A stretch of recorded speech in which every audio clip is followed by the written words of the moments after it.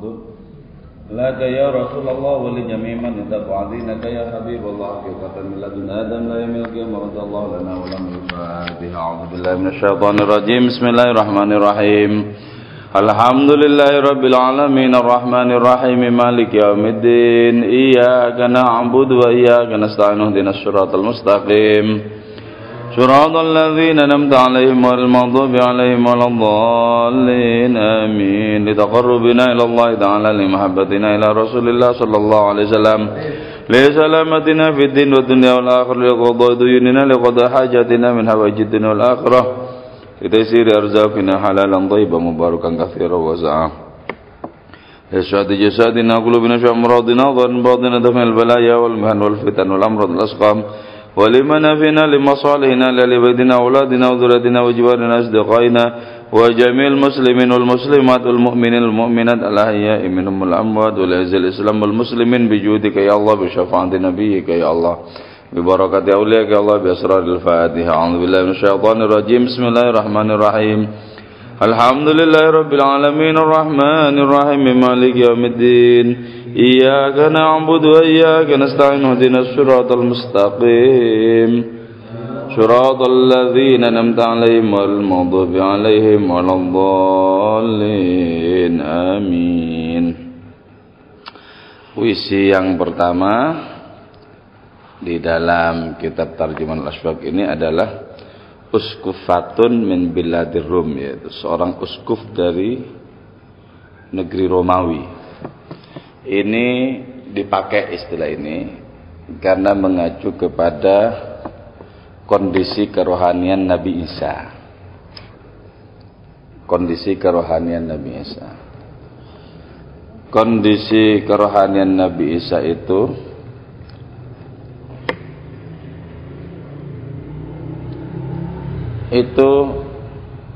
terhubung dengan dimensi jamaliyah Allah Ta'ala.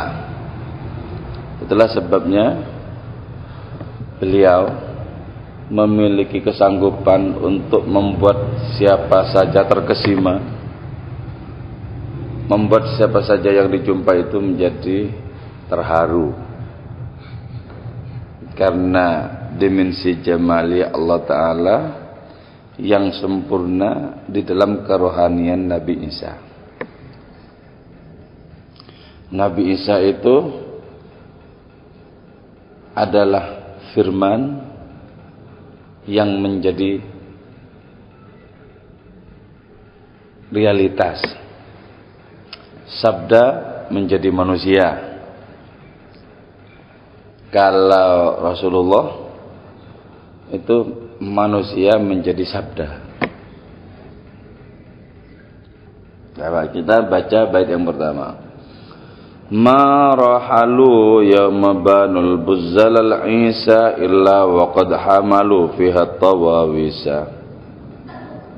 Ma rahalu tidaklah berangkat mereka yawma banu ketika mengendarai mereka al-buzzal kepada unta, al-isa yaitu unta, illa wa qad hamalu kecuali membawa mereka fiha pada itu buzal atau wawisa kepada burung cendrawasih. Maksudnya ini apa? Ya.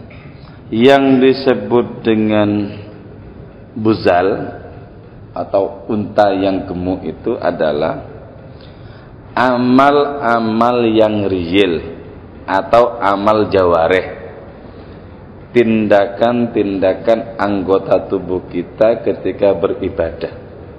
Ini yang disimbolkan dengan istilah buzal atau unta. Terus tawawis atau cendrawasih itu menunjuk kepada ruh dari amal itu sendiri.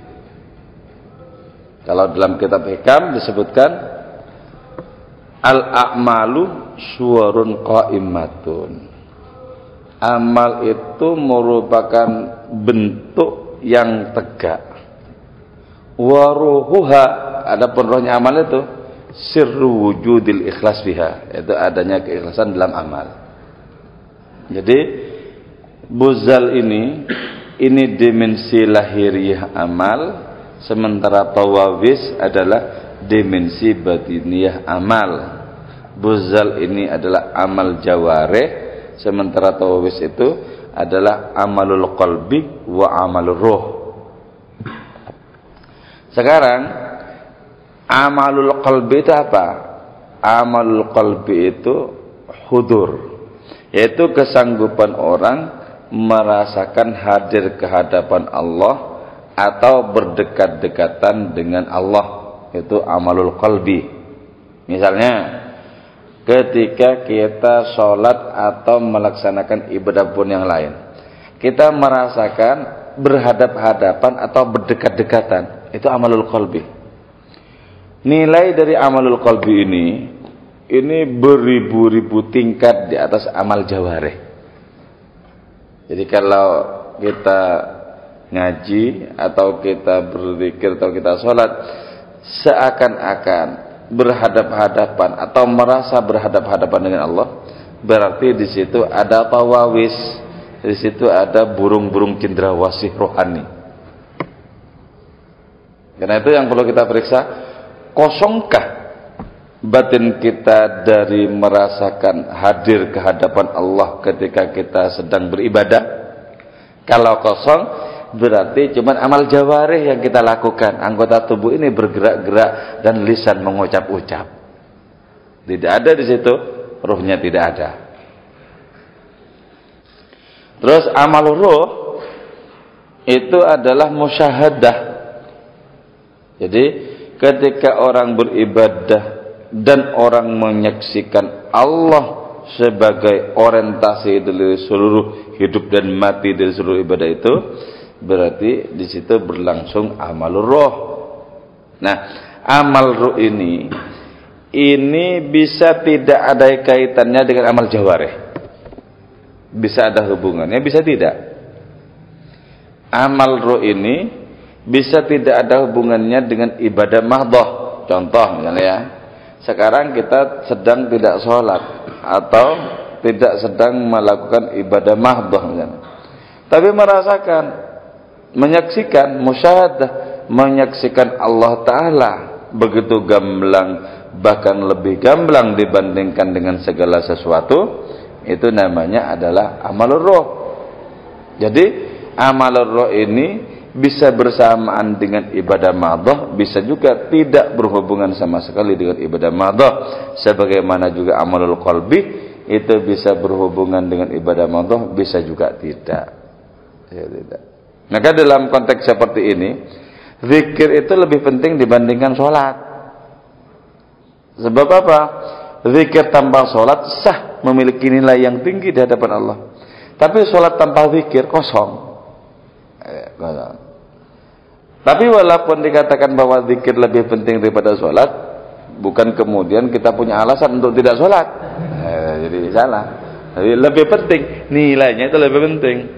Kita bisa berzikir di mana saja, termasuk di kamar mandi kepada Allah Subhanahu wa taala. Tapi jangan pernah sholat di situ. Jadi mereka ini adalah siapa? Orang-orang yang ma'rifat. Orang-orang yang sudah kenal kepada asal usul dirinya, kenal kepada Gusti Allah. Ketika melakukan ibadah itu, ibadah mahdhah, itu isinya dua sekaligus, yaitu al-a'malul batinah wal a'malul zahirah. Amal batin, amal zahir. Nah, amal batin ini simbolnya burung cendrawasih. Kenapa? Karena dengan burung rohani itu orang bisa terbang melipat seluruh jarak untuk sampai kepada Allah Ta'ala. Jadi orang yang ruh amalnya itu kuat, ketika beribadah dia merasakan terbang, meninggalkan seluruh ruang dan keterbatasan untuk berhadapan-hadapan dengan Allah Ta'ala yang tak pernah tercengkram oleh ruang dan keterbatasan. Nah, untuk sampai di sini, sampai di kenyataan bahwa kita itu beribadah terbebas dari ruang dari waktu, yaitu ketika kita sudah menomorsekiankan apapun yang selain Allah Ta'ala. Jadi ketika segala-galanya itu tidak pernah terpampang di dinding batin kita sebagai segala sesuatu yang penting, maka dengan mudah kita melesat terbang ke hadapan Allah Ta'ala sebagai burung rohani. Tapi ketika masih banyak hati tertambat kepada segala yang lain, gak bisa terbang. Gak bisa terbang. Bagaimana mungkin terbang seekor burung ketika kakinya masih tertali, ketika kakinya masih diikat oleh segala sesuatu yang fana, segala sesuatu yang baru, gak mungkin bisa terbang. Karena itu, lepaskan batin kita dari keterikatan kepada segala sesuatu yang lain, maka kita akan menjelma sebagai burung rohani. Jadi rembukan kita tentang macam-macam, tentang kopi rokok semacamnya, itu hanya sekedarnya saja biar kita ketahuan sebagai manusia. Sekedarnya saja. Jangan pernah betul-betul masuk di hati. Jangan pernah betul-betul masuk di hati. Jadi al-maqsad al-buzzal yuridu al-a'mal al-batinah wal-zahirah fa innaha allati tarfa'ul kalimat thayyibah ilal mustawal a'la kama qala ta'ala ilaihi yas'adul kalimat thayyibu wal 'amalu salihu yarfa'uh. Jadi hanya yang betul-betul bersih yang bisa terbang ke hadapan Allah Ta'ala. Apa yang disebut sebagai kalimat thayyibah itu bukan lafaz atau ungkapan la ilaha illallah, bukan itu sebenarnya. Bukan itu. Yang disebut kalimat thayyibah itu artinya apa? Kesucian batin ketika menghadap kepada Allah Subhanahu wa taala. Karena itu naik ilahi yas'adu al kalimat thayyibah wal amalus shalihu yarfa'u. Nah, burung tawus atau burung cendrawasih itu tak lain adalah ruh dari seluruh amal.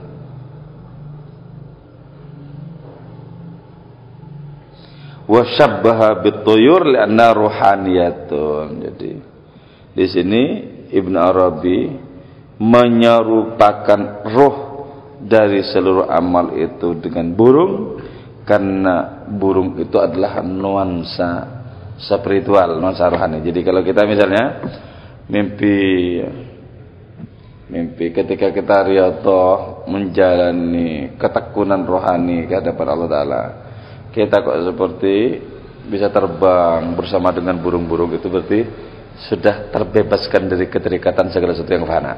Bagus. Makanya kalau Nabi kita itu tidak sekedar mimpi, terbang beneran melampaui segala dunia ini ketika Mi'raj. Bebas dia. Artinya apa? Hatinya tak pernah tertambat dengan apapun.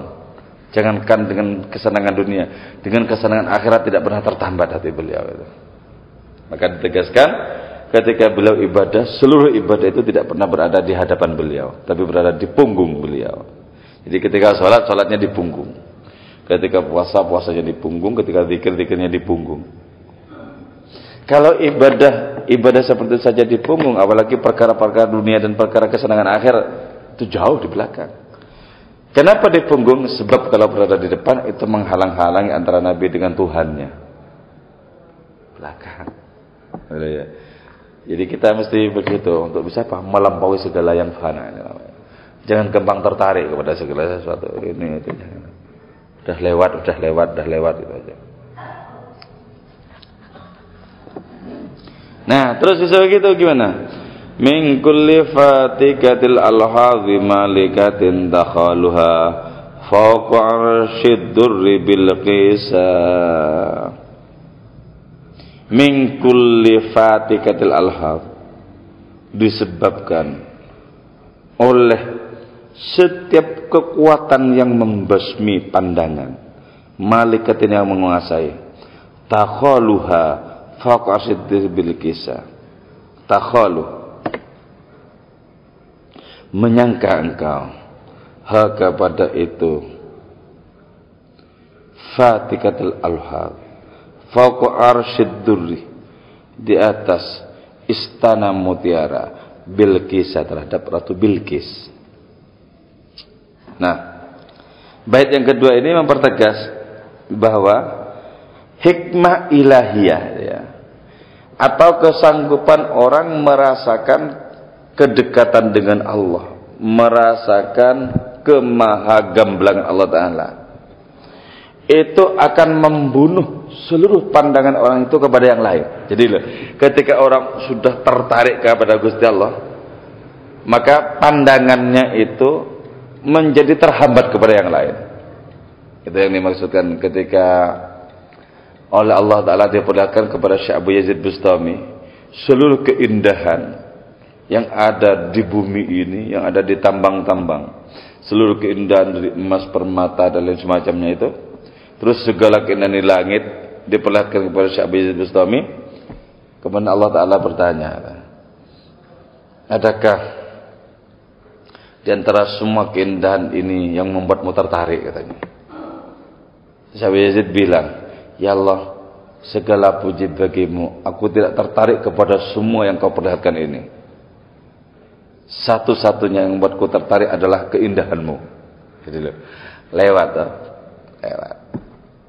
Karena itu di zamannya Syekh Abu Yazid, Allah berfirman dengan ilhamnya itu, kullul awliya yatlubuna minni illa Aba Yazid.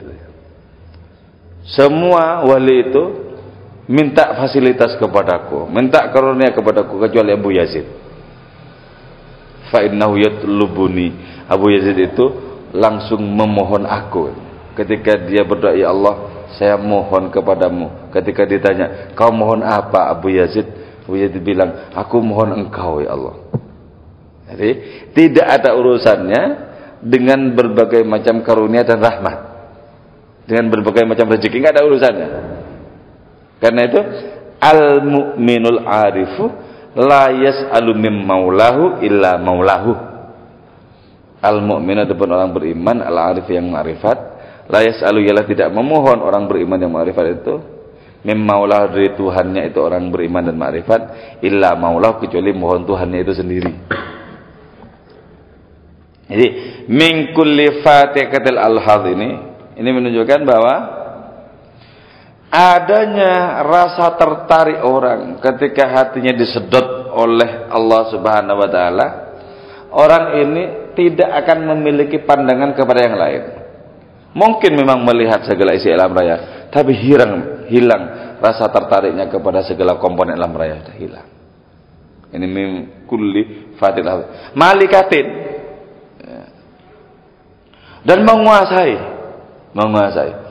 Jadi kedekatan dengan Allah, rasa senang kepada Allah, rasa terpana kepada Allah menguasai orang ini. Sehingga apa? Takhaluha fawqa arsyid bil kisah. Engkau mengira, engkau menyangka bahwa kekuatan seperti itu berada di atas hamparan permata, berada di atas singgasana permata, sebagaimana engkau menyaksikan Ratu Bilqis berada di situ. Nah, mutiara di atas segala mutiara, keindahan di atas segala keindahan. Ketika orang tidak lagi terpaut hatinya kepada karunia dan rahmat Allah, tapi kepada keindahan Allah itu sendiri. Nah, pertanyaannya sekarang di sini, kenapa Ratu Bilqis disebutkan di sini? Wa sammaha Bilqisa litawalludiha bainal ilmi wal amal. Nah, di sini Ibnu Arabi menyebut Bilqis karena sesungguhnya ketika orang sampai kepada kenikmatan perjumpaan Allah Ta'ala itu lahirnya dari ilmu dan amal.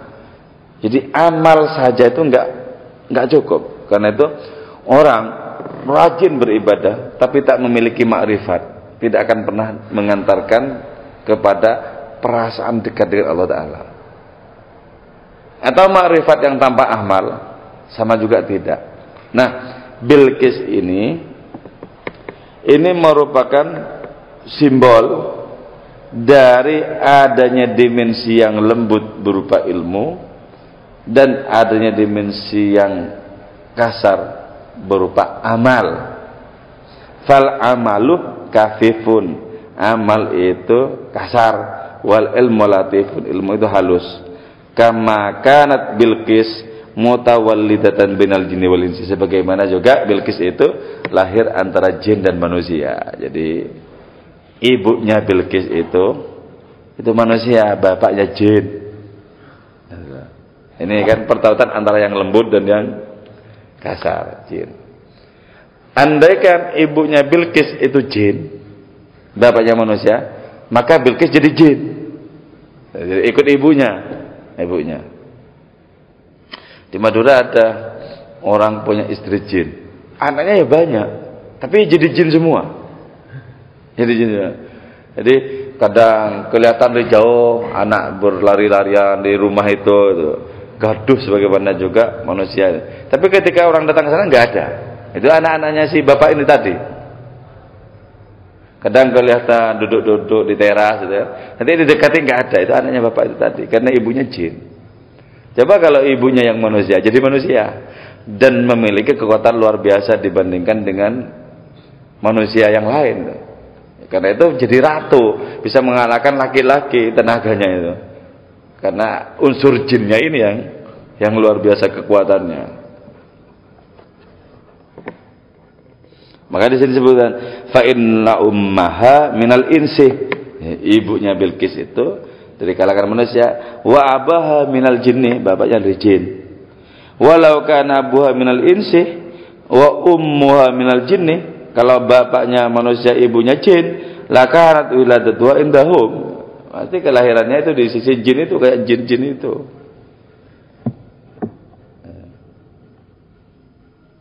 Wakat taghlibu alaihi rohanian. Nah, dimensi kerohanian itu sangat kuat pada Ratu Bilqis. Itulah sebabnya ketika menyaksikan Nabi Sulaiman itu langsung wa aslamtu ma'a Sulaiman di lahir bil alamin. Itu karena kuatnya rohani itu. Jadi menyaksikan seorang nabi terenyuh, ini benar ini kan. Ini bukan raja, ini nabi. Nah, itu. Sama. Kalau kita itu memiliki kekuatan rohani seperti itu, menyaksikan yang paling sepele dari getar rohani itu langsung bisa menangkapnya dengan kekuatan hatinya yang penuh spiritual. Iya, langsung gitu. Kuat. Ya. Ini kisi-kisi cara-cara bagaimana kita bisa melampaui alam yang fana ini sehingga kita berada pada posisi yang semestinya. Kita adalah masterpiece di antara semua yang ada ini. Jadi kalau kitab Hikam itu menyatakan bahwa kita itu adalah al-alamul mutawassit. Kita itu adalah alam tengah-tengah antara alam syahadah dan alamul malakut. Alam syahadah, alam realitas seperti ini. Alam malakut, alamnya para malaikat, alam-alam yang gaib. Kita berada di tengah-tengah ini. Dan semua alam diciptakan itu musakhkharatun lana, ditundukkan kepada kita. Semuanya diciptakan, dibikin tunduk oleh Allah Ta'ala kepada kita. Untuk apa? Liyu'allimuka qadraka inda jami'il makhlukat. Allah memberitahu kepada kita kedudukan kita di antara seluruh alam raya ini. Nah, karena kita Tuhan di alam raya ini, maka jangan memburu sesuatu yang lebih rendah dibandingkan dengan kita. Kita mesti memburu yang lebih tinggi. Siapa itu? Hadirat Allah itu loh. Kalau memburu yang lebih rendah, kita nanti turun pangkatnya sebagaimana yang kita buru itu. Atau bahkan kita menjadi budak dari segala sesuatu yang kita buru. Jadi budak.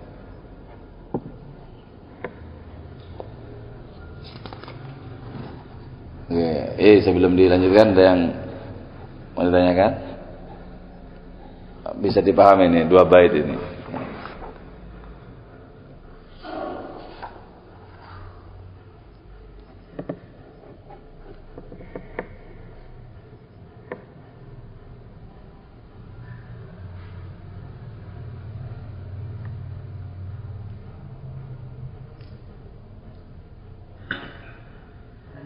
Ya. Tadi pendengar maksudnya kita tuh tuan di tapi kan kalau awal itu kan kita tuh sudah ini orang yang ditunjuk oleh Allah itu sebagai orang yang menjadi pemimpin, tapi kadang kok sebagai tuan kadang masuk oleh orang yang Iya. Tuan itu adalah posisi idealnya ya, tapi realitasnya banyak tidak menjadi tuan. Kenapa? Karena tertarik kepada segala sesuatu yang memang tidak seperlunya tertarik gitu ya.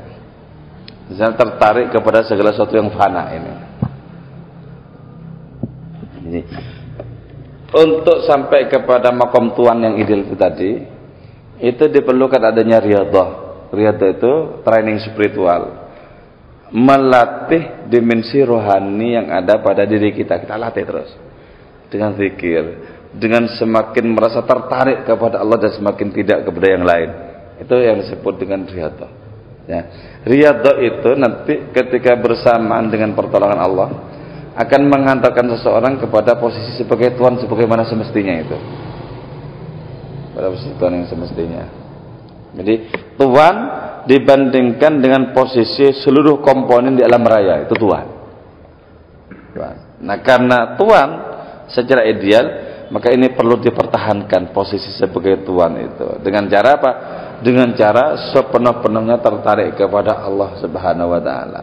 Nanti Allah akan mengutus segala sesuatu untuk menawarkan diri kepada kita. Pernah seorang waliullah bernama Syekh Sirya Sakoti, yaitu pamannya Syekh Junaid Al-Baghdadi ya. Itu setiap sore itu ada seorang perempuan datang ke rumah beliau membawa makanan. Seorang perempuan ini terus nyapu di rumah dan halaman Syekh Sirya Sakoti itu tiap hari. Tapi tangga-tangganya tidak ada yang kenal.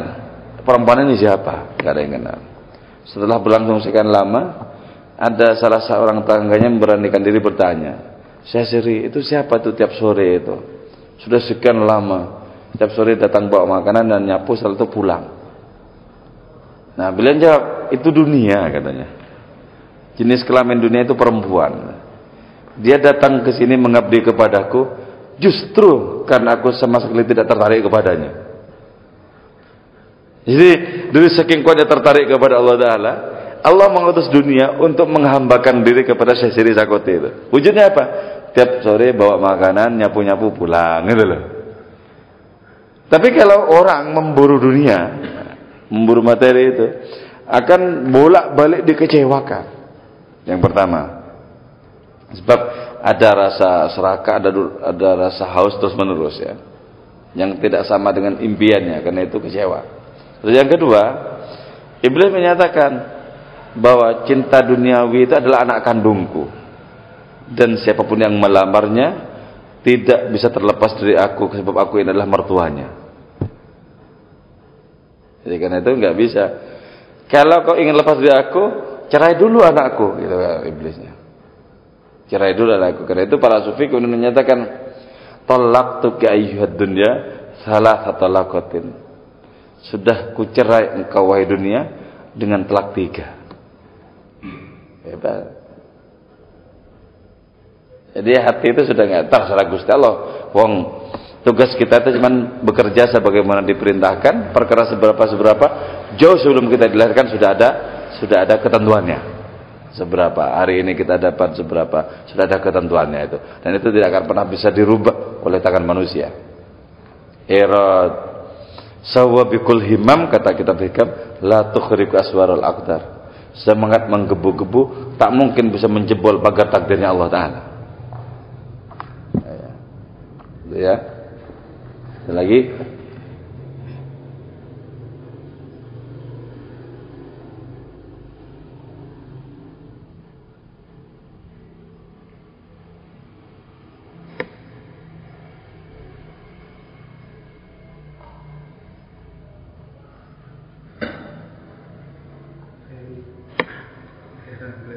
Ya. Tadi dikatakan bahwa kita diciptakan berada antara alam syahadat dan alam malakut. Iya. Tapi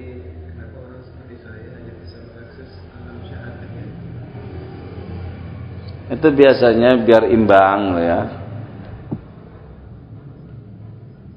Pipa-pipa yang ke alam syahadat itu jangan sepenuhnya dibuka, agar terbuka pula yang ke alam malakut itu. Terbuka pula ke alam malakut itu. Misalnya begini ya, ada banyak keindahan dalam kehidupan di dunia ini, keindahan panorama, pemandangan, keindahan orang dan lain semacamnya itu. Itu semuanya adalah percikan paling temaram dari kemahaindahan Allah Ta'ala. Yakinlah bahwa sumber segala keindahan itu adalah Allah Ta'ala gitu ya. Nah, kalau ini kita telusuri model pemahaman seperti ini dengan riyadhah tadi, training spiritual tadi, nanti akan diantarkan oleh Allah Ta'ala itu kepada kesanggupan merasakan kemahaindahannya seberapapun prosentasenya. Diantarkan situ. Nanti ketika dia diantarkan ke situ, terbuka nanti pipa-pipa ke alam malakut itu terbuka, akan terbuka. Nah, sebenarnya setiap ibadah itu adalah sarana untuk menjebol tembok-tembok yang membatasi kita dengan alam malakut sebenarnya. Ya. Maka kalau hikam kan menyatakan, andaikan cahaya keyakinan terbit dalam hatimu, katanya, maka kau akan pertama menyaksikan akhirat itu sangat dekat kepadamu, jauh lebih dekat dibandingkan dengan engkau akan pergi ke sana. Yang pertama. Yang kedua, kalau cahaya keyakinan itu muncul dalam dirimu, maka kau akan menyaksikan seluruh dunia ini sudah disapu oleh gerhana kefanaan. Karena itu kita kemudian menjadi tidak tertarik. Nah, nanti tertariknya ke sana. Itu kebuka alam malakut, kebuka. Kita itu adalah makhluk yang mencakup seluruh rahasia makhluk yang ada. Kita itu malaikat. Apa buktinya kita malaikat? Misalnya kan, ya kita punya akal, kita punya ma'rifat, kita sergap ibadah. Itu kan sifatnya malaikat. Tapi juga kita memiliki dimensi setan. Wujud apa? Ya kita dengki, kita itu suka membelokkan kebenaran dan lain semacamnya. Sifat setan. Terus kita itu langit. Kenapa disebut langit? Karena banyak dalam diri kita rahasia-rahasia keilahian sebenarnya yang tak terkandung di makhluk-makhluk lain. Kita juga bumi, yaitu bisa menumbuhkan akhlak-akhlak dan tabiat-tabiat yang baik maupun yang buruk, yang kasar maupun yang lembut. Kita juga surga, yaitu ketika akhlak kita baik, teman-teman kita senang berada di sekitar kita. Kita juga neraka, kalau kita buruk, terbakar teman-teman di sekitar kita, nggak senang. Jadi lengkap kita itu. Jadi alam tengah. Alam tengah. Maka kalau Maulana Rumi menyebutkan manusia itu adalah makhluk antara ikan dan ular. Sesekali lebih banyak dimensi ikannya hingga bermanfaat hidupnya. Terus di saat yang lain lebih banyak dimensi ularnya, lebih berbahaya. Gitu ya. Jadi untuk membuka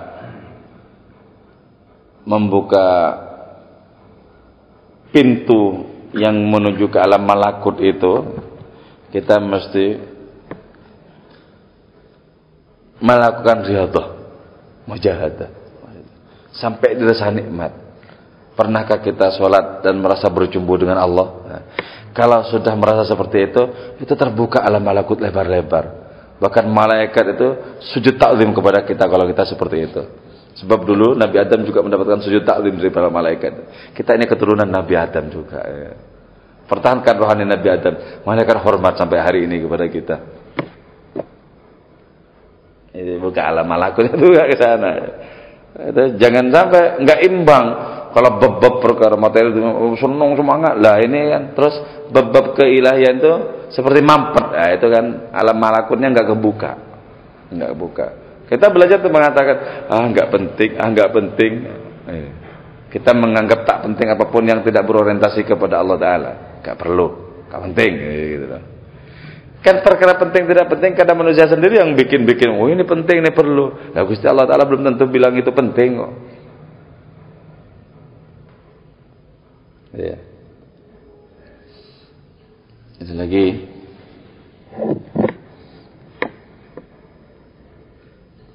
Idza tamasyat ala sarh az-zujaj tara syamsan ala falakin fi hijri Idrisa. Ya Allah, asyik ya.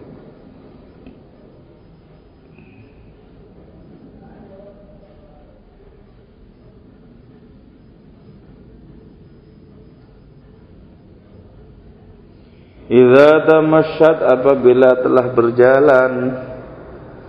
Ini fa'ilnya bisa kembali kepada Bilqis atau kembali kepada kekuatan rohani yang tadi. Idza tamasyat, apabila berjalan dari Bilqis ala sarhiz zujaji, di atas istana atau mahligai kaca. Tara, melihat itu Bilqis syamsan kepada matahari,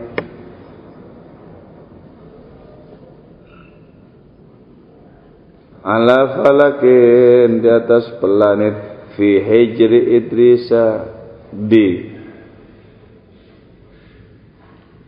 makam rohani Nabi Idris.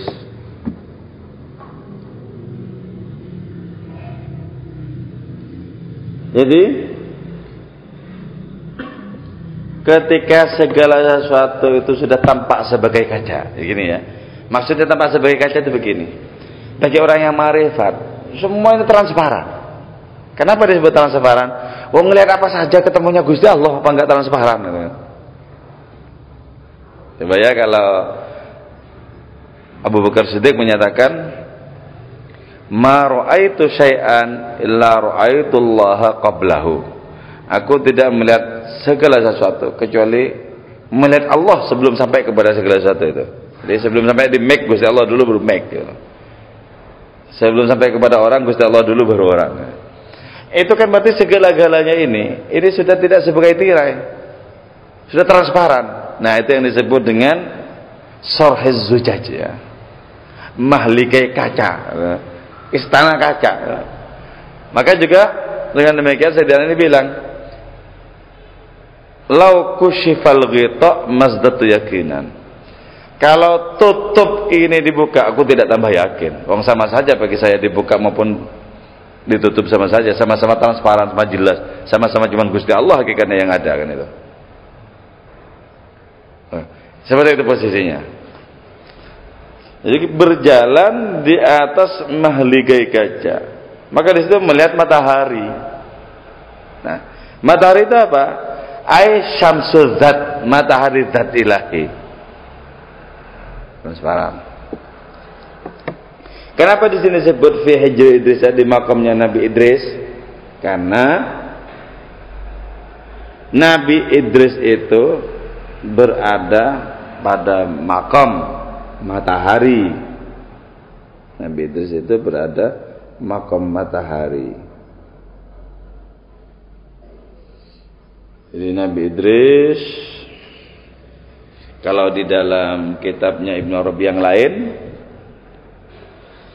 Ilyas alladzi huwa Idris. Jadi kata Ibnu Arabi, Nabi Ilyas itu sebenarnya ya Nabi Idris itu.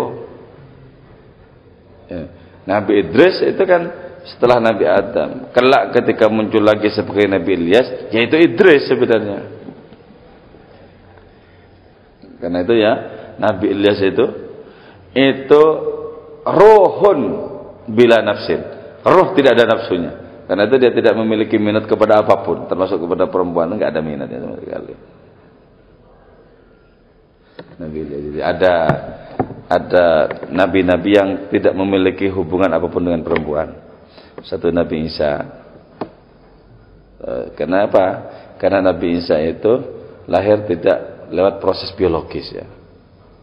Itu kehendaknya Gusti Allah Ta'ala aja ya, mengutus malaikat Jibril untuk menyiapkan ruh dalam wujud seorang laki-laki. Karena itu anaknya laki-laki. Andaikan waktu itu Allah Ta'ala mengutus malaikat Jibril wujudnya perempuan, maka anaknya Siti Maryam perempuan. Kata Ibnu Arabi, kalau waktu itu Allah mengutus malaikat Jibril wujudnya binatang, wujudnya nanti keluarnya binatang. Terus yang kedua Nabi Yahya. Nabi Yahya juga tidak memiliki syahwat. Kenapa? Karena walaupun putra Nabi Zakaria itu juga tidak lewat proses biologis. Itu karena mustajabnya doa. Jadi punya anak itu waktu itu sudah impoten Nabi Zakaria dan istrinya mandul. Tapi karena doanya kuat, diterima oleh Allah Ta'ala, walaupun istrinya mandul, dia sendiri impoten, tetap punya anak. Karena itu Nabi Yahya tidak punya hasrat sama sekali kepada perempuan. Terus Nabi Ilyas nggak punya hasrat lagi, karena murni ruhun bila nafsin, ruh tanpa nafsu. Terus yang keempat itu Nabi Khidir, nggak punya sama sekali. Nah, karena rohani yang sempurna itu yang komplit, maka tentu saja yang memiliki nafsu kepada perempuan lebih unggul, yaitu Nabi kita sebagai tuan dari seluruh makhluk, itu sama memiliki anak dan istri.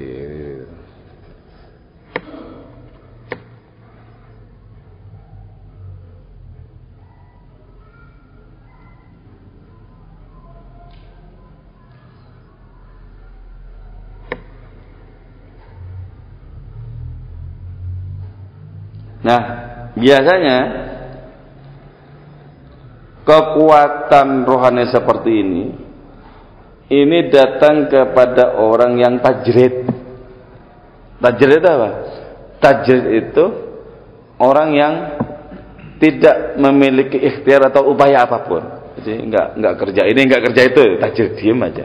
Ibadah aja itu. Itu tajrid. Jadi ada orang-orang yang tajrid, artinya apa? Diam saja tanpa bekerja, Allah mencukupi. Ada orang memang harus kasab, bekerja, diperintahkan bekerja oleh Allah Ta'ala dengan cara apa? Dengan cara disediakan sarana-sarana, diberikan kemudahan untuk bekerja, pengetahuan skill untuk bekerja. Biasanya model kekuatan rohani seperti ini datang kepada orang yang tajrid.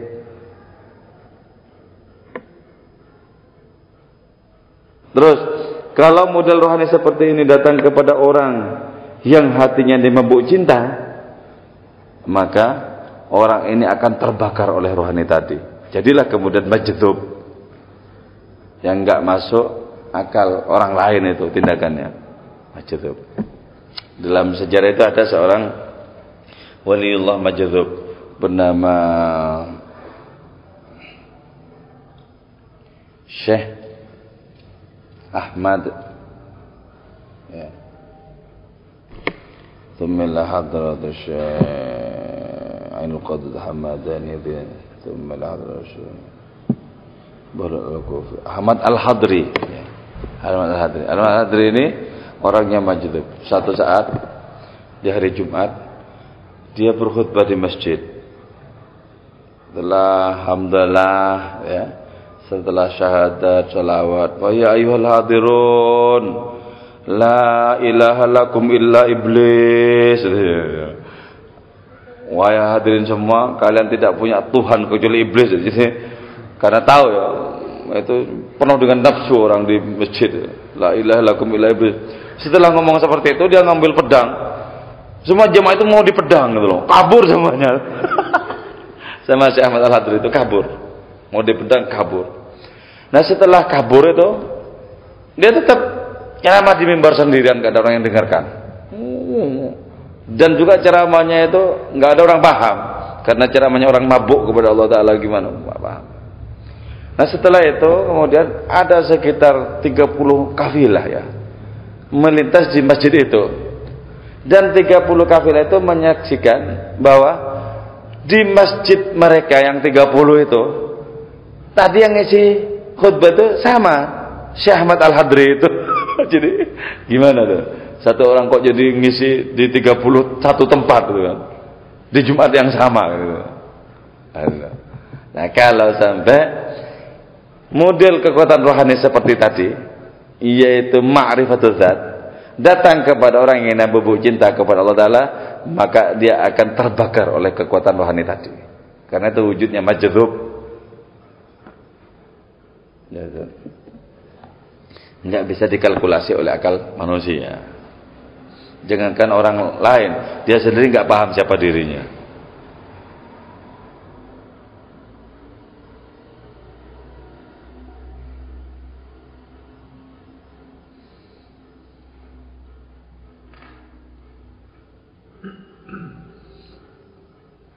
Ada lagi? Ada yang mau ditanya?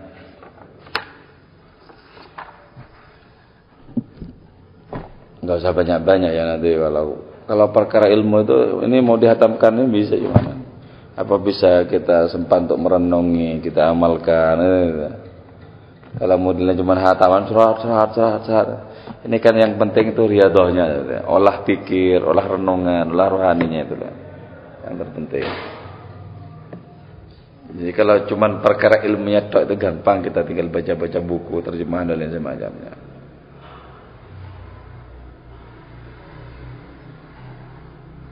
Ini bab pertama berarti dapat 3 bait. Nanti insya Allah kalau ada umur panjang kita masuk ke bab yang ke bait yang keempat. Tuhyi idza qatalat billah bi mantiqaha ka'annaha indama tuhyi bi Isa. Tauratuha lun saqiha sana wa natlu adrusa ka'annani Musa. Uskufatun min banatir rum ahatillah taru'ana min anwarna Musa wahsyatun ma biya unsun qad takhadat fi baiti khalwatiha lidzikrina Musa. Bagus. Jadi Ibn Arabi itu model jalan rohaninya seperti itu. Jadi bukan terutama banyak salat sunatnya berapa rakaat terus puasa, enggak, yang berjalan itu hati sama ruhnya. Ibadahnya biasa-biasa saja. Ya, tapi ini perkara warna dan corak rohani tidak mesti cocok untuk diikuti, jadi tidak mesti harus ditimbang-timbang sendiri. Kalau kita tidak pernah bisa terbang kepada Allah Ta'ala dengan model cara seperti ini, ya kita harus semangat puasa Senin Kemis Daud, ya gitulah.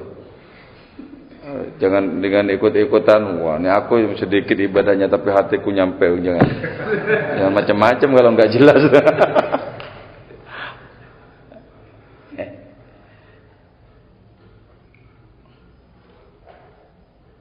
Ya, mari sambil dimakan lagi.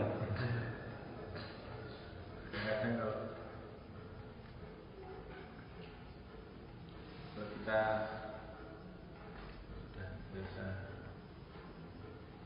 masuk,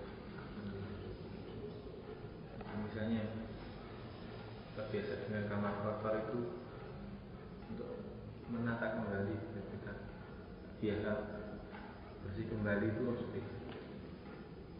sulit. Coba temennya yang suka bersih, langsung. Temennya sama kotornya juga. Sulit. Jadi kalau ingin bisa merubah itu harus mencari orang yang energi rohaninya lebih kuat.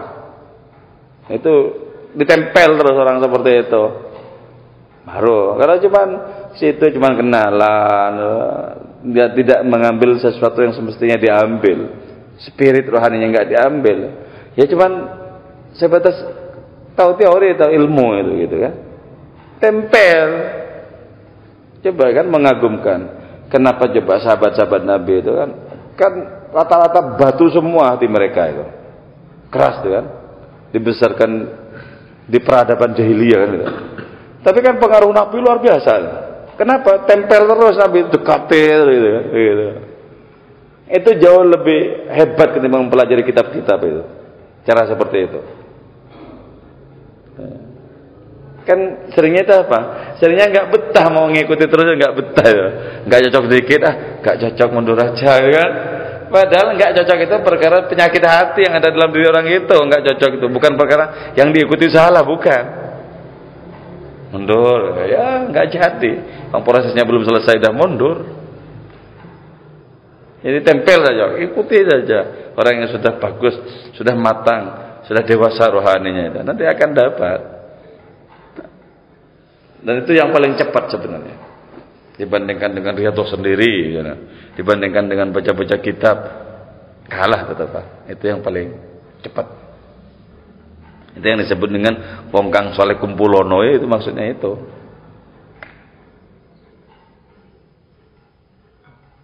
Ya. Kan pernah saya baca di buku itu bahwa ketika orang riyadhah gitu ya, dia itu bisa melihat turun itu ketika di alam rohani atau gimana gitu, bisa kadang katanya bisa bu setan itu kan bisa berubah jadi guru. Iya, betul. Gimana untuk membedakan guru asli dengan guru palsu? Nah, gini aja.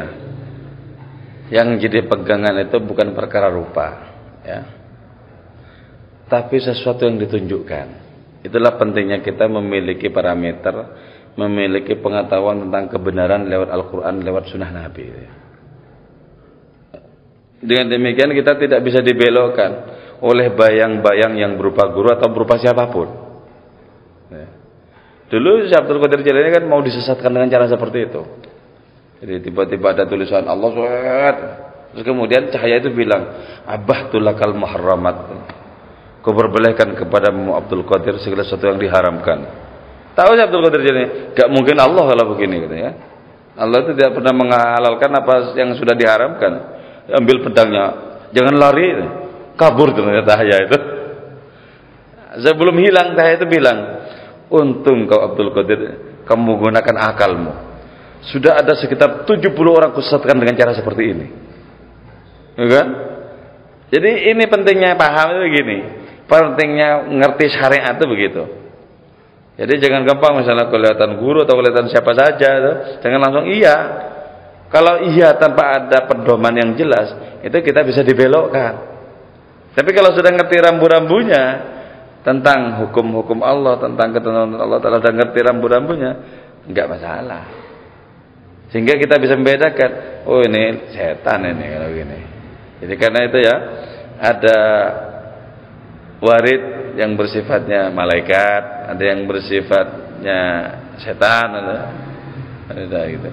Terus ada yang bersifat keilahian, kalau dalam kitab hikam itu. Itu perlu. Itu sangat mudah sebenarnya untuk membeda-bedakan kalau kita satu memiliki kemampuan untuk memahami ajaran Islam ini secara benar. Yang kedua, kalau kita memiliki hati yang bersih. Kalau hati yang bersih itu langsung bisa tahu setan. Langsung, cepat.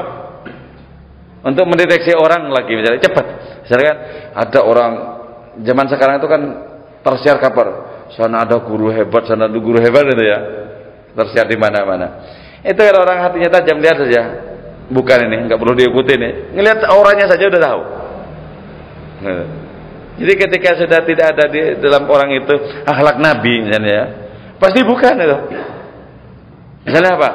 Kelihatan sok ya, kelihatan tidak tasamu, kelihatan tinggi sendiri, pasti bukan itu. Nabi tidak pernah mengajarkan begitu. Orang ketemu Nabi itu kan senang. Lah kok kita ketemu orang itu malah nggak senang sama sekali ya? Karena perangainya yang kasar kayak gitu ya. Jadi bisa dibedakan. Jadi jangan terpampang oleh bayang-bayang ketemu siapa, bukan. Itu nomor sekian. Bisa saja benar, bisa saja tidak. Yang penting kita tekuni loh. Apa yang sudah kita pahami, misalnya bagaimana kita sholat senang saja, itu udah bagus. Senang saja. Allahu Akbar, nikmat, udah bagus itu. Udah bagus. Setelah itu pikiran habis sholat, Astaghfirullahaladzim alladzi la ilaha illa huwal hayyul qayyum, itu enak sekali rasa. Wah, bagus itu sudah. Pedomannya itu. Kalau ada senang. Tapi ketika misalnya di saat bersama-sama seperti nikmat, ketika sendiri enggak, itu sudah ada palsunya. Berarti apa? Ada keinginan untuk pamer itu. Saya punya teman ya, Saya tahu teman ini jarang-jarang sholat sebenarnya kan. Pas hari Jumat dia ke masjid, sengaja saya berada di sisinya. Nah, habis Jumatan ya lama sekali pikirannya, lama. Nah, itu bukan apa-apa, pencitraan itu, kayak politik. Pencitraan. Padahal sebenarnya nggak pernah begitu. Salah saja jarang. Bikin lama. Dia mungkin senang, ada perasaan senang. Perasaan senang penampilannya seperti orang bertakwa gitu ya. Kayak gitu. Ya. Tadi yang menyambung yang ditanyakan Mas Rahim, kan sebaiknya kita paling cepat itu nempel orang-orang yang memang hatinya sudah nyambung sama Gusti. Iya. Apa yang dengan maksud itu harus orang mursyid ya? Kalau mursyid ya, tapi belum tentu yang formal-formal itu. Jadi gini loh ya. Yang disebut mursyid itu siapa saja yang haliyahnya itu menuntun kepada Allah itu mursyid, walaupun tidak menggunakan toreko yang formal. Jadi siapa saja yang omongannya, yang tingkah lakunya itu menuntun kepada Allah itu mursyid, biarpun itu anak-anak. Jadi yang disebut mursyid itu kan bukan yang formal itu loh. Mursyid toreko apa belum tentu itu. Belum tentu. Sebab sekarang itu juga makin tidak karu-karuan lah. Mursyid di mana, mursyid di situ semacamnya. Ternyata macam-macam pengakuan. Wah, saya bisa ngambil roh idofinya para sunan. Waduh, makin nggak jelas. Akhlaknya aja makin nggak jelas. Tamu-tamu dibiarkan begitu saja kan. Coba kalau ikuti akhlak Nabi kan, tamu itu kan dihormati ya. Semuanya. Jadi makin nggak jelas. Tarekohnya banyak, tapi mursyidnya itu banyak yang nggak bagus. Jadi karena itu nggak gampang. Kalau ada di situ akhlak kenabian, betul-betul belas kasih kepada yang muda, ya. Hormat kepada yang tua, ikuti itu. Nah itu kan itu. Laisa minna man lam yarham shaghirna wa lam yuqir kabirana. Kan biasanya penyakitnya orang yang dihormati itu penyakitnya itu apa? Penyakitnya itu disanjung. Kalau enggak, itu ada perasaan aku kok disepelekan. Itu loh. Itu penyakit itu. Kalau kita membaca kitab Minhajul Abidinnya Imam Ghazali itu ya, bisa itu kita paham. Detail-detail penyakit hati itu paham. Nah. Biasanya kan gitu. Kalau orang selalu disanjung, itu nanti penyakitnya kalau nggak disanjung itu merasa kecewa. Itu penyakit sudah gitu. Kalau nggak dipanggil Gus, mukanya berubah gitu. Kalau nggak dipanggil Beb, mukanya berubah. Jangan, itu gitu penyakit. Zaman sekarang itu sudah nggak karu-karuan. Jadi karena itu kita betul-betul ya, kalau kita damai hati, tentram semacamnya. Makanya ya, toriko itu bagus, tapi juga ada afatu toriko, ya, bencananya toriko. Ketika merasa lebih bersih ketimbang toriko lain itu loh. Ada afatu toriko. Jadi yang enak saja. Jadi, la tashab man kana haluhu la yuhdi dan semacamnya ya. Jangan pernah bergaul engkau, kata kita Bekam, dengan orang yang kondisi orang itu tidak menunjukkan kepada Allah. Jadi kalau orang itu dalam hatinya, dalam tindakan yang penting gimana, Allah nanti akan menunjukkannya ke sana terus itu loh. Nah, itu baru itu mursyid hakiki gitu loh. Makanya kalau Maulana Rumi itu, siapa itu mursyid katanya? Dia yang rambutnya sudah beruban. Artinya apa? Bukan uban betul putih, bukan. Orang yang sudah terbebaskan dari egoisme diri. Termasuk egoisme spiritual. Itu penyakit loh. Misalnya gini, kalian baca ini, dalam hatinya, kalau aku sudah lewat. Hati saja ngomong, enggak usah di lisan. Itu penyakit tuh. Itu rambutnya masih hitam. Apa itu rambut hitam? Anania, penyakit keaguan. Gagal. Jangankan memberikan petunjuk kepada orang lain, dirinya sendiri tidak bisa dapat petunjuk oleh dia sendiri. Ini ya. Jadi egoisme kelompok, mungkin loh, makin menggila kelompok. Egoisme kelompok, egoisme thariqah, egoisme jamaah, egoisme apa macam-macam.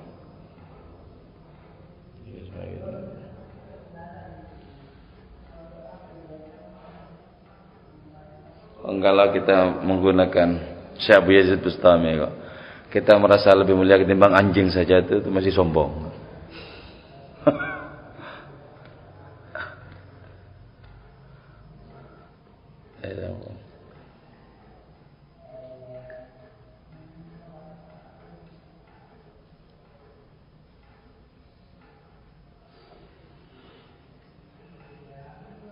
Mursyid yang betul, mursyid apa?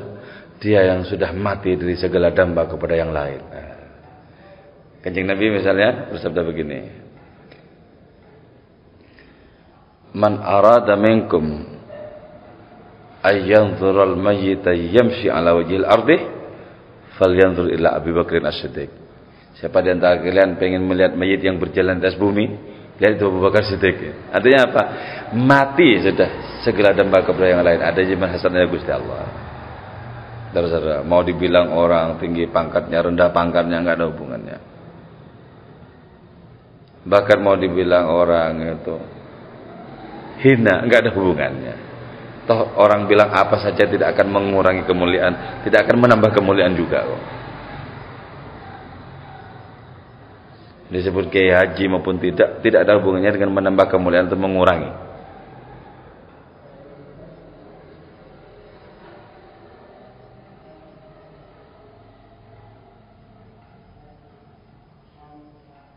Ada lagi? Iya, oke ya, mudah-mudahan diberkahi oleh Allah Subhanahu wa taala. Kita ini biasanya cuman belajar, biasanya cuman riyadhah. Satu langkah saja tidak akan pernah kita miliki kalau tak kena pertolongan Allah Subhanahu wa taala. Karena itu kepada Allah lah kita bergantung diri. Kepada Allah lah kita menumpahkan pengharapan kita. Mudah-mudahan dikabul. Al-Fatihah. A'udzubillahi minasyaitonir rajim. Bismillahirrahmanirrahim. Alhamdulillahirabbil alamin arrahmanir rahim maliki yaumiddin. Iyyaka na'budu wa iyyaka nasta'in ihdinas siratal mustaqim. Shiratal ladzina an'amta 'alaihim ghairil maghdubi 'alaihim waladdallin. Amin. Alhamdulillah.